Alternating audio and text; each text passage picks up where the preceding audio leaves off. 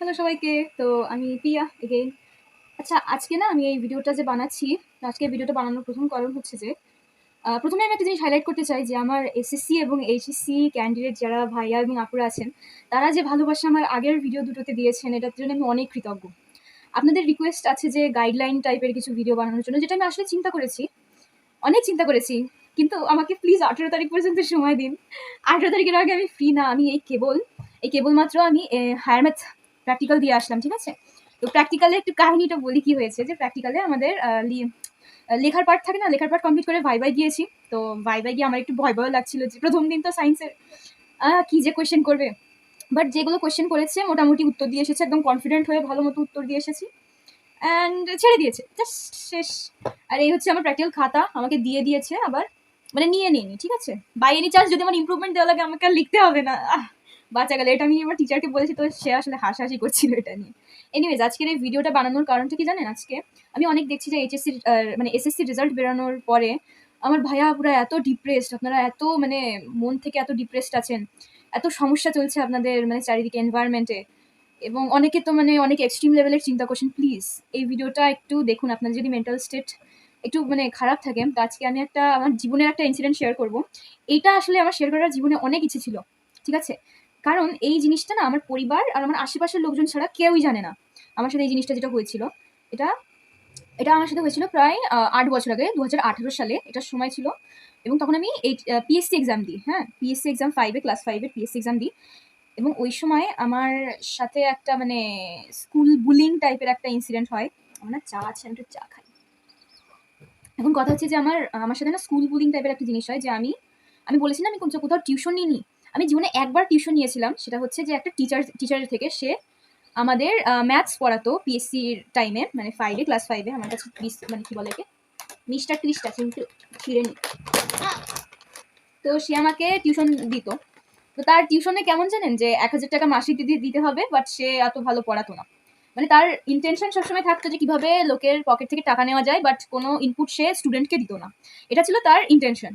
তো এটা আমি কয়েকদিন মানে কয়েক মাস পরে আমি প্যাটার্নটা লক্ষ্য করি যে সে আসলে টাকার পেছনে আছে। সে মাসের 15 দিন হলেই সে আমাকে মানে মানে বলতো যে তোমার বাবা কবে টাকা পাঠাবে, সামথিং লাইক দ্যাট। এটা আসলে আমার জন্য অনেক বেশি শকিং ছিল, কারণ প্রথম কথা যে আমি সেখানে গিয়েছি অ্যাজ আ পিএসসি স্টুডেন্ট পড়তে, ম্যাথস পড়তাম তোমার কাছে। তো তুমি যেভাবে আমাকে পড়াচ্ছ, এভাবে কি আমি আসলে মানে পাশ তুলতে পারবো? মানে সে পড়াতো না, সোজা কথা। তো আমি তার টিউশন লিভ করি, হ্যাঁ, তার টিউশন আমি ছেড়ে দিই। এখন সে এই জিনিসটা নিয়ে আমার উপর রেগেছিল, মানে কেন আমি তার টিউশন ছেড়ে এসেছি। এখন ওই যে ক্ষোভটা, ওই যে রাগটা সে আসলে দেখাতে শুরু করে আমার সঙ্গে ক্লাসের মধ্যে। মানে পিএসসি এক্সামে 6 মাস বাকি আছে।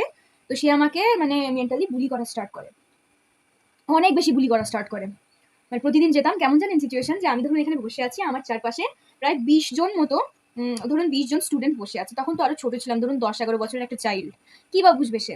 তো সে আসতো, এসে আমাকে প্রথমত সে আমাকেই টার্গেট করতো পুরো ক্লাসটা। সে আমার আমার উপরেই কথা বলতো, আমার ফ্যামিলি, আমার ফাইন্যান্সিয়াল সিচুয়েশন, আমার মানে আমাকে যে কতভাবে ছোট করা যায় জীবনে, মানে কতটা ছোট করা যায় একটা। আপনি এই কথাগুলো কাকে বলছেন? একটা 11 বা 10-11 বছরের একটা চাইল্ডকে আপনি মেন্টালি ট্রমাটাইজ করছেন, এমন একটা সিচুয়েশন। তো এটা আমার সাথে প্রায় 5 মাস ধরে হয়। মানে প্রত্যেক দিন আমি যাব, এবং গেলে এই সিচুয়েশনটা ক্রিয়েট হতো।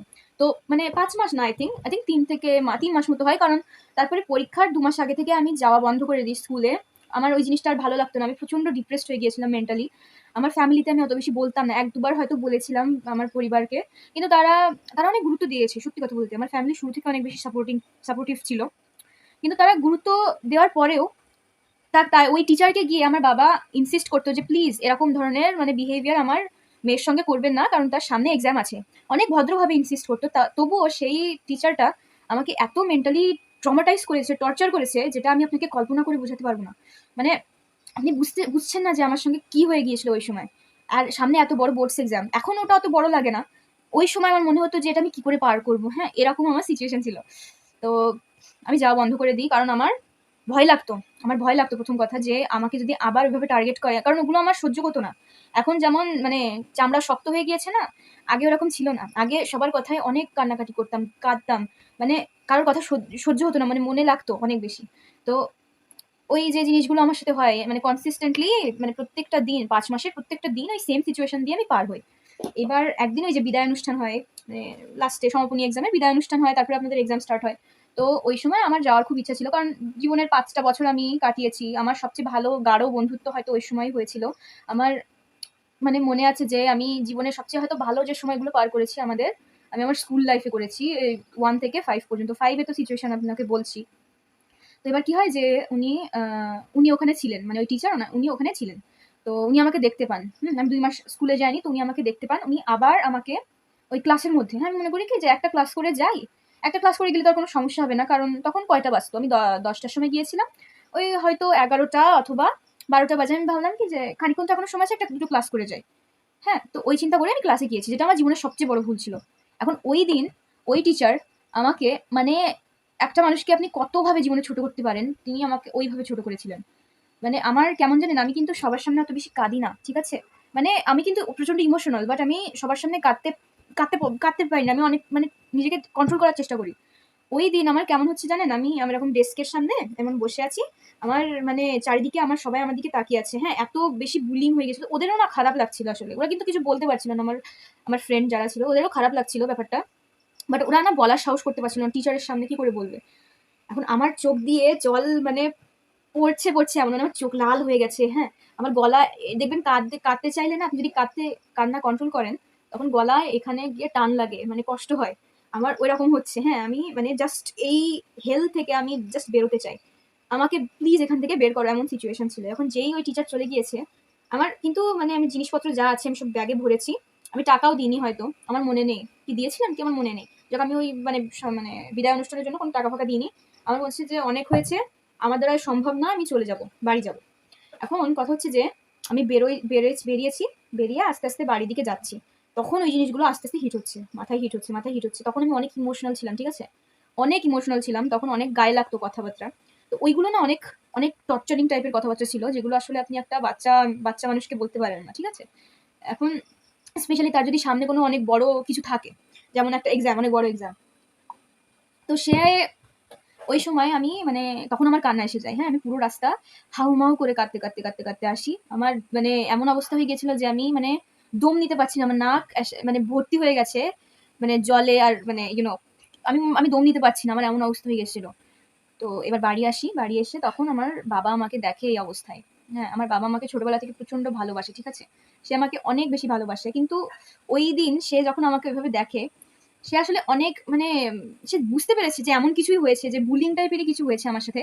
তার জন্যই আমি কাঁদছি। তো সে আমাকে কিছু বলে না। সে বলে কি যে, "তুমি কি আমার সাথে মানে মোটরসাইকেলে উঠে যাবা, স্কুলে যাবা?" তো আমি কিছু বলার স্টেটে ছিলাম না। হ্যাঁ, আমার তখন আসলে বলার মানসিকতা ছিল না কিছু। মানে আপনি জাস্ট ইমাজিন করুন। তো এবার আমি গিয়েছি।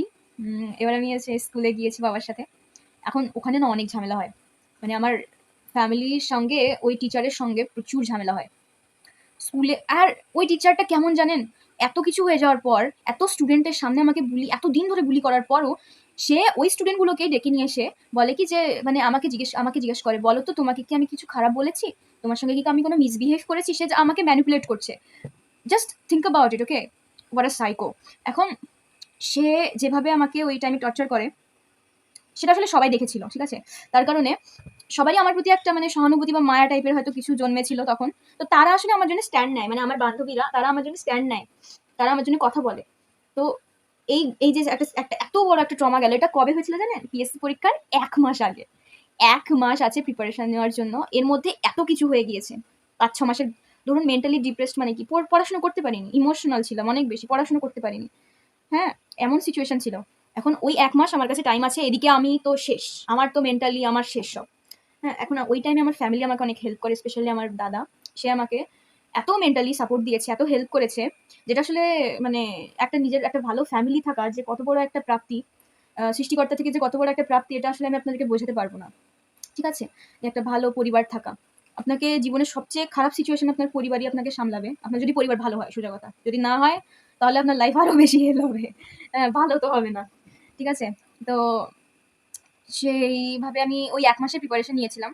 আমার দাদা আমাকে তখনও একটু হেল্প করতো, পড়িয়ে দিত, সাহায্য করতো। কারণ আমার তখন ওই অবস্থা ছিল না। আমি আসলে প্রত্যেকদিন কান্নাকাটি করতাম। আমি তো পাস করতে পারব না। পিএসসি এক্সাম আমার দ্বারা সম্ভব না। আমি পাস করতে পারব না। আমার হয়তো ২০১৯ সালে গিয়ে প্রিপারেশন নিতে হবে। হুম? এটা হচ্ছিল সিচুয়েশন। আর আমি 19 সালে প্রিপারেশনে মানে মানে আপনি বোঝেন যে আমাকে আবার ওই টিচারের সম্মুখীন হতে হবে, আমাকে আবার ওই বুলিং সহ্য করতে হবে। তো আমার মাথায় যে কি প্রেশার চলছিল তখন।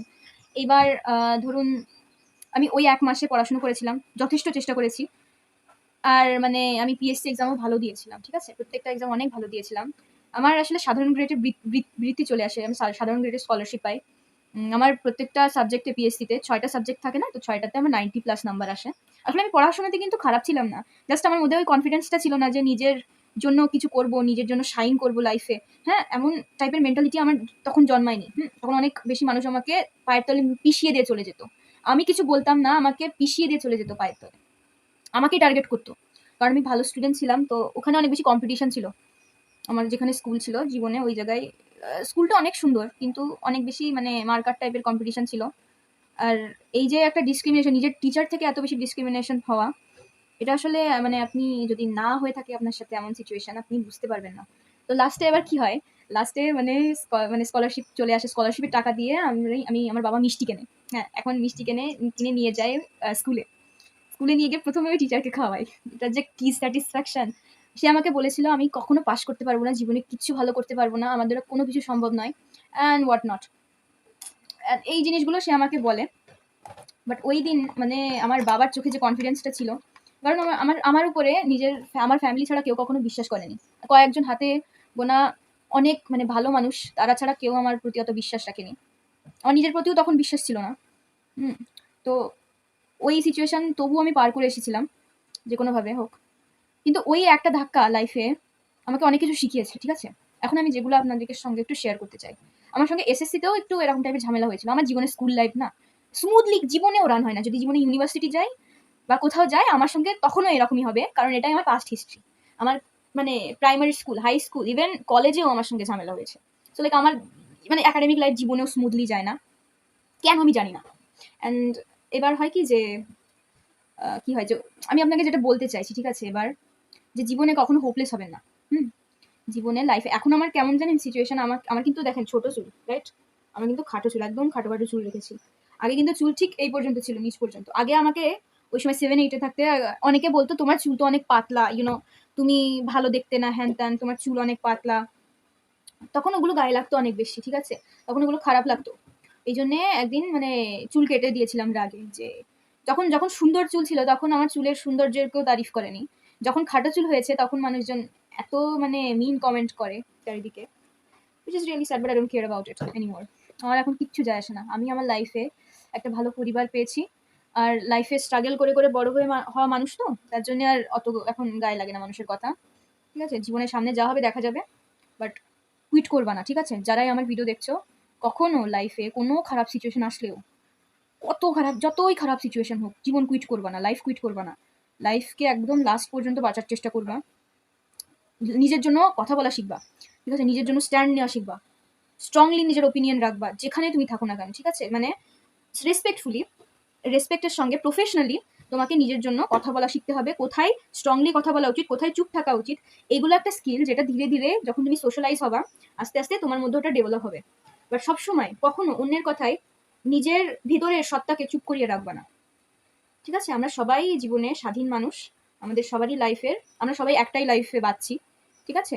আমাদের এর ভবিষ্যতে কি হবে, পরে কি হবে না জেনে আমাদের এখনের উপরে কাজ করা উচিত, বর্তমানের উপরে কাজ করা উচিত। আর যারা এসএসসি রেজাল্ট একটু খারাপ হয়ে গেছে, হ্যাঁ? এইচএসসি রেজাল্ট, এইচএসসি নিয়ে প্যারায় আছো। আমি যে বলছি না, আমার আগের ভিডিও দেখে আমাকে হয়তো খুব ভালো স্টুডেন্ট মনে করো না। বিকজ আমারও লাইফে অনেক স্ট্রাগল থাকে।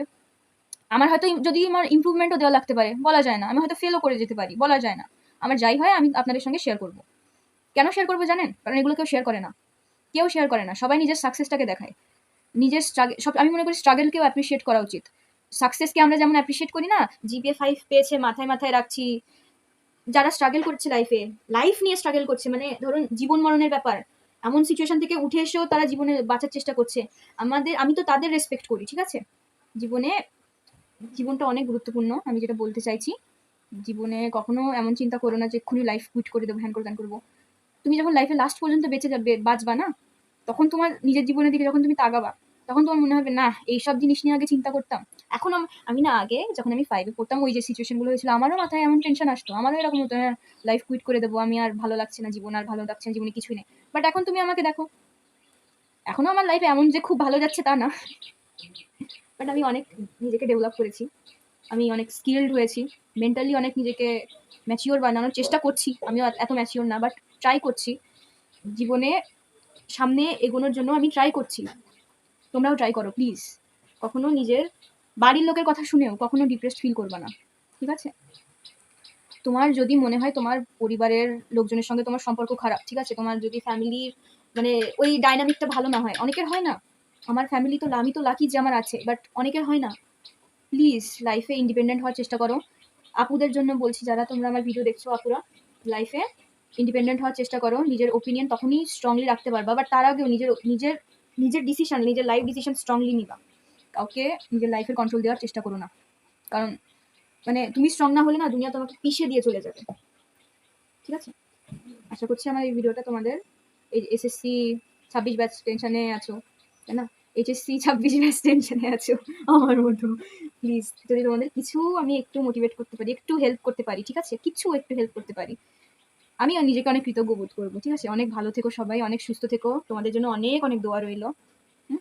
অনেক ভালো থেকো, ঠিক আছে? আর আমি ভিডিও আনবো, ঠিক আছে? আমি এসএসসি এইচএসসির জন্য আমি চিন্তা করেছি, আমি একদম ডিটেলসে ভিডিও বানাবো, প্লেলিস্ট স্টার্ট করে দেবো তোমাদের জন্য কিছু, যেটা যেতে তোমরা দেখতে পারো। বাট এখন না আমার কাছে একটু সময় নেই, আমাকে একটু কনসিডার করো প্লিজ। আমাকে 20 তারিখ পর্যন্ত টাইম দাও, তারপরে আমার একদম ঝাড়া হাত পা হয়ে যাবে, তখন ওই অ্যাডমিশনের বইটা কিনতে হবে, তো একটু কাজ আছে, কিন্তু তার মধ্যে আমি চেষ্টা করবো তোমাদের হেল্প করার। আর আমার চ্যানেলটাকে একটু সাবস্ক্রাইব করে দিও ভাই, আমার 1000 সাবস্ক্রাইবার হলে আমি না বেকারির কেক কাটবো, আমার কাছে টাকা নেই। এনিওয়েজ বাই, ভালো থেকো, বাই বাই বাই।